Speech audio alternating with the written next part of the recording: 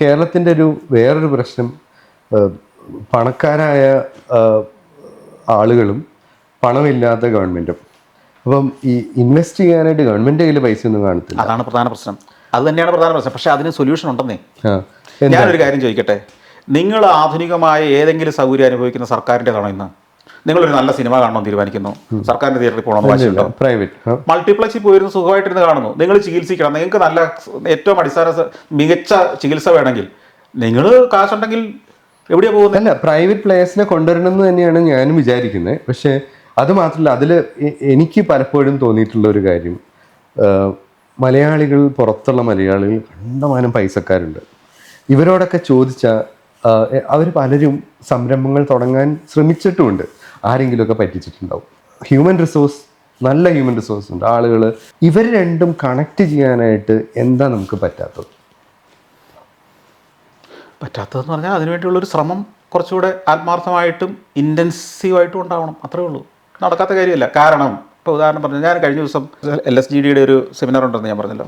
അതിൽ ഞാൻ പറഞ്ഞൊരു കാര്യം ഇതാണ്: ഈ ഇൻവെസ്റ്റേഴ്സ് ഇന്ന് ഉദ്യോഗസ്ഥരെ തേടി നടക്കുന്ന, ഉദ്യോഗസ്ഥരുടെ പിന്നാലെ നടക്കുന്ന ഒരു സാഹചര്യമുള്ള കാര്യം. പല വിൻഡോസ് ഉണ്ടായിട്ടുണ്ടെന്നൊക്കെ പറഞ്ഞാൽ പോലും, എന്നാൽ കാര്യം നേരെ തിരിഞ്ഞെന്ന് വിചാരിച്ചേ.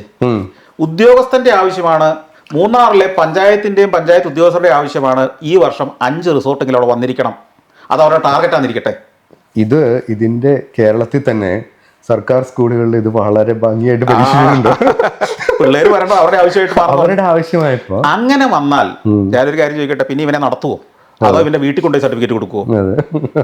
ഓരോ പഞ്ചായത്തിന്റെയും ടാർഗറ്റ് ഈ വർഷം മൂന്നാർ പഞ്ചായത്തിൽ 10 പുതിയ റിസോർട്ട് വന്നിരിക്കണം, അല്ലെ 2 കേബിൾ കാർ സംവിധാനം വന്നിരിക്കണം. അങ്ങനെയാണ് അവരുടെ ടാർഗറ്റെങ്കിൽ അവർ ഇൻവെസ്റ്റർ മീറ്റ് നടത്തില്ലേ? അവർ കണ്ടുപിടിക്കാൻ ഇറങ്ങില്ലേ? മൂന്നാർ പഞ്ചായത്ത് പ്രസിഡന്റ് സെക്രട്ടറിയും കൂടെ ഇറങ്ങില്ലേ? നമുക്ക് കേബിൾ കാർ ഇൻവെസ്റ്റ് ചെയ്യാൻ പറ്റും, ആരാ ഉള്ളത്? അങ്ങനെ അവർ ഗൾഫിൽ അന്വേഷിക്കും, ഇന്റർനെറ്റിലൂടെ അന്വേഷിക്കും, പരിചയക്കാരെയൊക്കെ അന്വേഷിക്കും, അവർ മീറ്റ് വിളിച്ചു കൂട്ടും, ആളുകൾ വരും, എന്താ അവർക്ക് പറയാനുള്ളതെന്ന് കേൾക്കും. ശരി, അവരെ സമ്മതിക്കുകയാണെങ്കിൽ ഇവര് അങ്ങോട്ട് ചെന്ന് സൗകര്യങ്ങൾ കൊടുക്കില്ലേ? തീർച്ചയായിട്ടും. അത് വന്നാൽ കഥ മാറിയില്ലേ? ഇന്ന് ഞാൻ എത്രയോ വിദേശ രാജ്യങ്ങളിൽ പോയി, മലയാളികളുടെ സമ്മേളനങ്ങളിൽ പോയി ഇതേ വിഷയം സംസാരിക്കുന്നതാണ്. പലയിടത്തും ഞാൻ ഈ നാടിനെ ഡിഫെൻഡ് ചെയ്യേണ്ട ജോലി എൻ്റെതായിട്ട് വരിക. അവരൊക്കെ എന്നോട് പറയുന്നത്, കേരളത്തിൽ എന്ത് വിശ്വസിച്ച് ഞങ്ങൾ ഇൻവെസ്റ്റ് ചെയ്യും? ഇതാണ് ചോദിക്കുന്നത്. ഇത് കഥ നേരെ തിരിഞ്ഞു കഴിഞ്ഞാൽ, ഞാൻ പറഞ്ഞല്ലോ, അവരെ പോയി ഗവൺമെന്റ് ക്ഷണിച്ചുകൊണ്ട് വരികയും ഗവൺമെന്റ് സൗകര്യങ്ങളെല്ലാം അങ്ങോട്ട് എത്തിച്ചു കൊടുക്കുകയും ചെയ്യുകയും, ഇതിൽ ഏറ്റവും തടസ്സം നിൽക്കുന്നതാരാ? ഏറ്റവും താഴത്തെ സെൽഫ് ഗവൺമെന്റ്. അതായത് മുഖ്യമന്ത്രി അല്ലല്ലോ പലപ്പോഴും ഈ സംരംഭത്തിന് തടസ്സം നിൽക്കുന്നത്. തീർച്ചയായിട്ടും അല്ല. ആ മുഖ്യമന്ത്രിയുടെ പാർട്ടിയുടെയോ അല്ലെങ്കിൽ പ്രതിപക്ഷത്തിന്റെയോ ഏറ്റവും താഴത്തെ ലെവലിലുള്ള ആളുകളായിരിക്കുമല്ലോ പഞ്ചായത്തിലും ഇതിലൊക്കെ ഭരിക്കുന്നത്. പഞ്ചായത്ത് വാർഡ് മെമ്പർ നോക്കിയാൽ പോലും വേണമെങ്കിൽ ഇവരെ ഒരു 6 മാസം നടത്തിക്കാം. അപ്പോ അവരുടെ ആവശ്യമാണിതെങ്കിലും.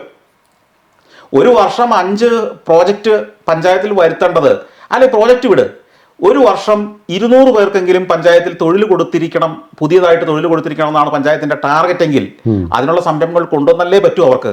അതിനിവരുടെ പുറകെ നടക്കേണ്ടി വരില്ലേ? അതാണ് ലോകം മുഴുവൻ നടക്കുന്നത്. അല്ല, ഇത് എങ്ങനെ നമുക്കിത് കേരളത്തിൽ നടപ്പാക്കാൻ പറ്റും? കാരണം ഞാൻ ചോദിക്കാൻ കാരണം, പലപ്പോഴും എനിക്ക് തോന്നിയിട്ടുണ്ട് കേരളത്തിൽ അഴിമതി കുറവുള്ളത് കൊണ്ടാണ് ഇത് പലതും നടക്കാത്തത്. അതെ, വാസ്തവ. അപ്പം ഞാനിത് കൃത്യമായിട്ട് പറയാം. കാരണം വെച്ച് കഴിഞ്ഞാൽ, ഇപ്പൊ തമിഴ്നാട്ടിലൊരു പ്രോജക്റ്റ് വളരെ എളുപ്പമെന്ന് എല്ലാവരും പറയും. ഞാൻ അവിടെ പല പ്രോജക്റ്റ് നടത്തിയിട്ടുള്ള ആളാണ്. എനിക്കും അവിടെ ലാൻഡ് ഉണ്ട്. ഞാൻ തമിഴ് ലേബർ ഇന്ത്യ എന്ന് പറയുന്ന പ്രസിദ്ധീകരണത്തിന്റെ തമിഴ് വേർഷൻ ഞാൻ പ്രസിദ്ധീകരിച്ചിരുന്നതാണ് അവിടെ. അവിടുത്തെ കാര്യം എങ്ങനെയാണെന്നറിയോ? നിങ്ങൾ കരുതുന്ന പോലെ അവിടെ എല്ലാം ഈസി ആയതുകൊണ്ടോ അവിടെ ഒരു അഴിമതി ഇല്ലാത്തത് കൊണ്ടോ ഉദ്യോഗസ്ഥന്മാരെ നമ്മളെ ഇങ്ങോട്ട് സഹായിക്കുന്നതുകൊണ്ടോ ഒന്നുമല്ല. അവിടെ ഒരു സിസ്റ്റം ഉണ്ട്. ഇപ്പം ഞാൻ എൻ്റെ ഒരു പ്രോപ്പർട്ടിയിൽ ഒരു പുതിയൊരു പ്രോജക്റ്റ് തുടങ്ങാൻ ശ്രമിച്ചപ്പം അത് അഗ്രികൾച്ചർ ലാൻഡാണ്. ഞാൻ വാങ്ങുമ്പോൾ അത് കൺവേർട്ട് ചെയ്ത് തരും, ആപ്ലിക്കേഷൻ കൊടുത്താൽ മതി. പക്ഷേ ആ ആപ്ലിക്കേഷൻ കൊടുത്താൽ സെക്രട്ടേറിയറ്റ്, തമിഴ്നാടിൻ്റെ ചെന്നൈയിലെ സെക്രട്ടേറിയറ്റ് വരെ പോയി അപ്രൂവൽ ആയിട്ട് വരണം. അതിന് അവരെൻ്റെ അടുത്ത് വ്യവസ്ഥ വെച്ചത് ഇതാണ്: 25 ലക്ഷം രൂപ ഒരാളെ ഏൽപ്പിക്കുക. അയാൾ 3 മാസം കൊണ്ട് ഈ പെർമിറ്റ് എല്ലാം ആക്കിക്കൊണ്ടുവരും. അത് താഴെ മുതൽ മുകളിൽ വരെ എല്ലാവർക്കും കൃത്യമായ ഫീസുണ്ട്. അത് കൊടുത്ത് ഇത് വന്ന് സമയബന്ധിതമായിട്ട് ഈ ലൈസൻസ്, ഈ പറഞ്ഞ ഈ പ്രോസസ്സ് കംപ്ലീറ്റ് ആക്കി കയ്യിലേക്ക് തരും. ഇതിനവിടെ കൃത്യമായിട്ടുള്ളൊരു സിസ്റ്റം ഉണ്ട്. അഴിമതിക്ക് ഒരു സിസ്റ്റം ഉണ്ട്. അല്ല, അപ്പോൾ അങ്ങനെയാണ് അപ്പൊ ഞാനീ പറഞ്ഞത്, ഈ 100 കോടിയുടെ പ്രോജക്റ്റ് നടത്താൻ പോകുന്നവന് 25 ലക്ഷം രൂപ ഒരു അഴിമതിയല്ല. അവനത് പ്രശ്നമല്ല. മനസ്സിലായില്ലേ? അത് ഗവൺമെന്റിനും അറിയാം, ഇൻവെസ്റ്റ് ചെയ്യുന്നവരും അറിയാം. ഇതപ്പോ കണ്ടുനിൽക്കുന്നവർക്ക് മാത്രം പ്രശ്നമുള്ളൂ. നിയമപരമായിട്ട് കേരളത്തിൽ ഇത് നടപ്പാക്കിയാൽ പോരെ? നിയമപരം അല്ലാതെ നടക്കുന്നുണ്ടല്ലോ. പിന്നെ അല്ല, അപ്പൊ ഇത്ര ഫാസ്റ്റായിട്ട് നടക്കും. അപ്പൊ ഈ ഞാൻ പറഞ്ഞത് തമിഴ്നാട്ടിൽ നിന്നല്ല, മിക്ക സ്റ്റേറ്റുകളിലും ഇങ്ങനെയാണ് കാര്യം നടക്കുന്നത്. അല്ല, ഉദ്യോഗസ്ഥന് കൊടുക്കേണ്ട അഴിമതി, കൈക്കൂലി നിയമപരമായിട്ട് മേടിച്ചു കൊടുക്കുക, അപ്പൊ പ്രശ്നം കഴിഞ്ഞില്ലേ?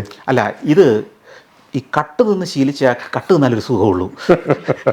നേരെ മുമ്പിൽ വിളമ്പി കഴിയുമ്പോൾ അവനത് കഴിക്കില്ല, വേണ്ടെന്ന് പറയും. ഇരുട്ടിന്റെ മറവിൽ ചെന്ന് അത് തിന്നുന്നതിന്റെ ഒരു സുഖമുണ്ടല്ലോ. അല്ല, ഇത് മാറ്റുക എന്നുള്ളത് എല്ലാ മലയാളിയുടെയും അല്ല, ആവശ്യം. അതിന്റെ പ്രശ്നം എന്ന് വെച്ച് കഴിഞ്ഞാൽ നമുക്ക് ഈ പ്രബുദ്ധത കൂടുതലും സാമൂഹ്യബോധം കൂടുതലായതുകൊണ്ട് നമ്മൾ ഇതിനെ സമ്മതിക്കില്ല. ഈ അഴിമതിയെ സിസ്റ്റമാറ്റിക് ആക്കാൻ നമ്മൾക്ക് പറ്റില്ലല്ലോ. അല്ല, അഴിമതി അതൊരു പെർഫോമൻസ് ബോണസ് എന്നോ ഒക്കെ പറഞ്ഞു അതാണ് ചെയ്യേണ്ടത്. ശരിക്കും പറഞ്ഞാൽ ഇൻസെന്റീവായിട്ടോ ഇൻസെന്റീവായിട്ട് ഗവൺമെന്റ് ജോലിക്കാർക്ക് ഇതൊക്കെ കൊടുത്താൽ അവര് രാഷ്ട്രീയക്കാർക്കും വേണം അത്. ഇപ്പൊ ഞാൻ മുമ്പേ പറഞ്ഞ പോലെ 1000 കോടി രൂപ ഇലക്ഷന് വേണ്ടി ചെലവഴിക്കുന്ന ഒരു പാർട്ടിക്ക് കള്ളത്തരത്തിലൂടെ അല്ലാതെ എങ്ങനെ പൈസ ഉണ്ടാക്കാൻ പറ്റും? അല്ലെങ്കിൽ ജനങ്ങളെല്ലാം പിരിവെടുത്ത് ഇത്രയും കൊടുത്തിട്ടുണ്ട്, 1500 കോടി രൂപ അല്ലെങ്കിൽ 2000 കോടി രൂപ ഒരു വർഷം കൊടുത്തിട്ടുണ്ടാവണം. അത് കൊടുക്കുന്നില്ലെങ്കിൽ പിന്നെ പാർട്ടി ഫംഗ്ഷൻ ചെയ്യട്ടെ. എത്രയോ ഓഫീസുകളുണ്ട്, അവിടെയൊക്കെ സ്ഥിരമായി വന്നിരിക്കുന്നവന്റെ വീട്ടിൽ അരി മേടിക്കുന്നത് എങ്ങനെയാണെന്ന് ചിന്തിച്ചു നോക്കിയേ. അല്ല, അപ്പം അത് നേരത്തെ BJP ഇലക്ട്രൽ ബോണ്ട്സ് കൊണ്ടുവന്നിരുന്നല്ലോ, അതിലൊക്കെ ട്രാൻസ്പെറൻസി കുറച്ചും കൂടെ കൂടുതൽ വന്നാൽ അതൊക്കെ ശരിയാവുമായിരുന്നു. അല്ല, ഇതിൻ്റെയൊക്കെ ഇതൊക്കെ യാഥാർത്ഥ്യമാണെന്ന് നമ്മളും കൂടെ അംഗീകരിക്കണം, പൊതുജനവും അംഗീകരിക്കണം. ഈ രാഷ്ട്രീയം എന്ന് പറഞ്ഞ് ജീവിക്കേണ്ടവൻ്റെയും വീട്ടിൽ അരി മേടിക്കേണ്ടതാണെന്നും അവനും കറണ്ട് ചാർജ് അടയ്ക്കേണ്ടതാണെന്നും വണ്ടിക്ക് പെട്രോൾ അടിക്കേണ്ടതാണെന്നും അതിന് അവന് പൈസ വേണ്ടതാണെന്നും അതിന് ഞാൻ പൈസ കൊടുക്കുന്നില്ല, അവൻ എവിടെന്നെങ്കിലും പൈസ ഉണ്ടാക്കുന്നുണ്ടാകുന്നുള്ള ചിന്തിക്കാനുള്ള ഒരു ബോധം നമ്മളൊക്കെ കാണിച്ചാൽ മതി. അപ്പൊ അല്ല, അവൻ ചിന്തിക്കുന്നത് എന്താണെന്നറിയോ? അവൻ ചിലപ്പോൾ ഒരു പാല് വിൽക്കുന്ന ആളായിരിക്കും, ആളതിൽ വെള്ളം ചേർക്കുന്നുണ്ടാവും, പക്ഷെ ഇവര് കൈക്കൂലി വാങ്ങിക്കരുത്. അല്ലെ, എല്ലാ മനുഷ്യരും അവനവന്റെ കാര്യങ്ങളിൽ ഷോർട്ട് കട്ടുകൾ ഉണ്ടോയെന്നും അന്വേഷിക്കുന്നവർ തന്നെയാണ്, അല്ലെ? ഇപ്പോ നമുക്കറിയാം, ഒരു തിയേറ്ററിൽ ടിക്കറ്റ് എടുക്കാൻ ക്യൂ നിൽക്കുന്നിടത്ത് പോലും എങ്ങനെ ക്യൂ നിൽക്കാതെ മുമ്പിലിരിക്കുന്നതിൻ്റെ പൈസ കൊടുത്ത് ടിക്കറ്റ് മേടിക്കാമെന്ന് ചിന്തിക്കുന്നവനാണ് നമ്മൾ. എന്നിട്ട് നമ്മൾ വേറൊരാളെ കുറ്റം പറയും, അവൻ സ്ട്രൈറ്റ് അല്ല, അവൻ സത്യസന്ധനല്ല എന്ന് പറഞ്ഞ്. ഈ ക്യൂ എന്ന് പറയുന്നവൻ എല്ലാവരും മുമ്പിൽ ഇരിക്കുന്നവരുടെ പൈസ കൊടുത്തിട്ടാണ് പിന്നെ ഒറ്റ നിന്നാൽ മതിയല്ലോ. പൈസ കൊടുക്കാൻ ഒരു ക്യൂ വെച്ചാൽ. അപ്പോ ഈ അഴിമതി അല്ലെങ്കിൽ ഇത്തരം കാര്യങ്ങൾ നമ്മൾ ചെയ്യുന്നതൊന്നും അല്ല, മറ്റവർ ചെയ്യുന്നത് മാത്രമാണെന്ന് എല്ലാ മലയാളിയും ചിന്തിക്കുന്നു. അല്ല, എല്ലാ മനുഷ്യരും, മലയാളി മാത്രമല്ല, എല്ലാ നാട്ടിലുള്ളവരും അങ്ങനെ ചിന്തിക്കുന്നു. നമ്മൾ ഏത് ഷോർട്ട് കട്ട് കണ്ടാലും അതിനെല്ലാം മറികടക്കുകയും ചെയ്യും, അല്ലേ? നമ്മളൊക്കെ അങ്ങനെ തന്നെയാണ്. അതായത് നമ്മുടെ പ്രോഗ്രാമിൽ തന്നെ ഒരു ഗസ്റ്റ് ഒരിക്കൽ വന്ന് പറഞ്ഞിരുന്നു, ഒരു ഈ ഹിപ്പോക്രസി ഉണ്ടല്ലോ, ഇതൊരു പരിഷ്കൃത സമൂഹത്തിന്റെ ലക്ഷണമാണ്. അപ്പോൾ അത് ഹിപ്പോക്രസിയിൽ മലയാളി വളരെ മുന്നിലാണോ? അത് പരിഷ്കൃതം മാത്രമല്ലല്ലോ, ഏത് കാലഘട്ടത്തിലല്ലേ ഹിപ്പോക്രസി? ഹിപ്പോക്രസി കൂടുന്തോറും അത് അവന് പരിഷ്കാരം കൂടി നടത്താം. അതെ, ഹിപ്പോക്രസി അഭിനയം, ഹിപ്പോക്രസിയുടെ മറ്റൊരു വേർഷനാണ് ഈ അഭിനയം എന്ന് പറയുന്നത്. അപ്പം അഭിനയം അറിയാത്ത ഒരാളും ഇല്ല ലോകത്ത്. അതുകൊണ്ടാണ് കഴിവ് അതിന്റെ യാഥാർത്ഥ്യബോധത്തോടെ അല്ലെങ്കിൽ കൃത്യതയോടെ അത് പെർഫോം ചെയ്യുന്ന വലിയ അഭിനേതാക്കൾ ധാരാളമുണ്ട്. നമ്മൾ പലപ്പോഴും ചിലരെ പിടികൂടുന്നത് അവരുടെ അഭിനയം ശരിയാകാതെ വരുമ്പോഴാണ്, അല്ലേ? അവൻ കള്ളനാണ് നമ്മൾ തീരുമാനിക്കുന്നത്, അയാളുടെ അഭിനയം ശരിയല്ല.